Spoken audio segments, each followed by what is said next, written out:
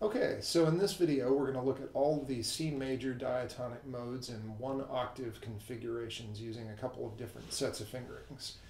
And the reason why we're going to look at them in one octave configurations as opposed to two or three is because typically when you're playing over jazz changes and jazz turnarounds, due to the speed of the harmonic rhythm, you only have about an octave's worth of space to work in anyway. You should still learn all of your 2 and 3 octave fingerings. I'm not saying you shouldn't. Learn as many fingerings for as many scales as you possibly can. But 1 octave configurations for the modes tends to be more useful for playing jazz changes. All right, so first we're going to look at all of the modes contained within a single 2 octave vertical C major scale at the 8th fret. And here's that fingering.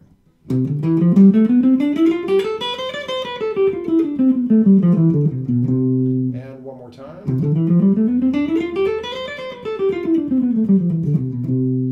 All right, so let's go through all of the modes now in that position, 1 octave at a time, starting with C Ionian, D Dorian, E Phrygian, F Lydian, G Mixolydian, A Aeolian, B Locrian, and back to C Ionian at the octave. And let's see all of those now back to back.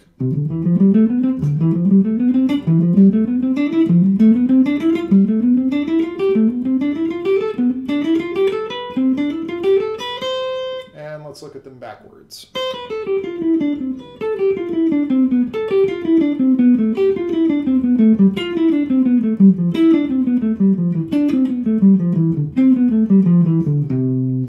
Practice them forwards and backwards to be thoroughly familiar with them, and also so that you can develop them into sequences and melodies.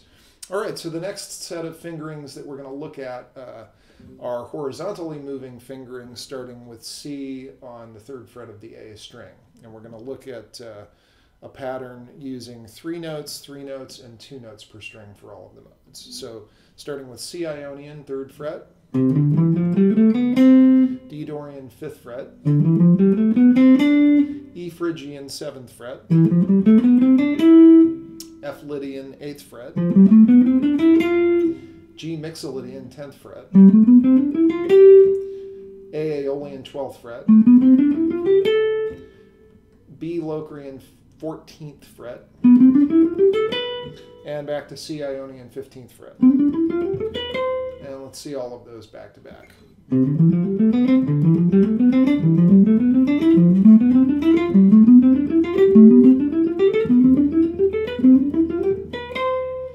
All right, the next set of fingerings we're going to look at are exactly the same, moving horizontally, but this time instead of 3 notes, 3 notes, and 2 notes per string, we're going to look at 2 notes, 3 notes, and 3 notes per string. And this is important. It's an important distinction because all of these different fingerings allow for different types of sequence patterns, different types of arpeggio fingerings, and different types of runs. So you should be familiar with as many fingerings for anything that you work on as possible.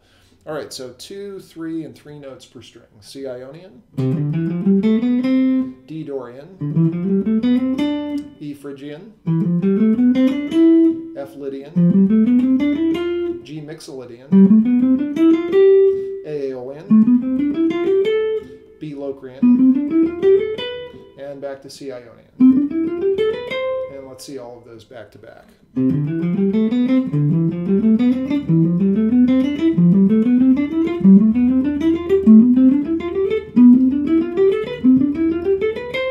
I'm going to close this video with a couple of exercises that you can practice using that last set of fingerings. Some exercises that I find to be really useful when you're practicing jazz runs. So we're going to start off first by ascending one mode and descending the next, and we're going to go all the way up and then all the way back down. So starting with ascending C Ionian and then descending D Dorian like this. And we're going to continue that all the way up the neck. All right, so here it is.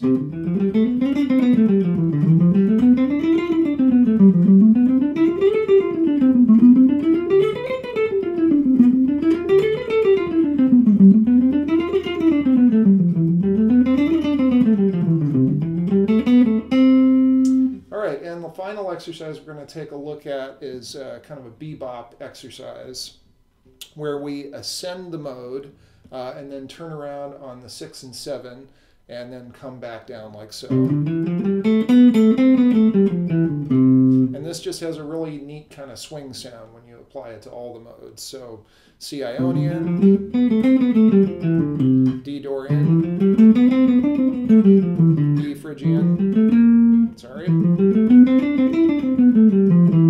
and so forth. So let's hear that entire exercise all the way up the neck and then back down.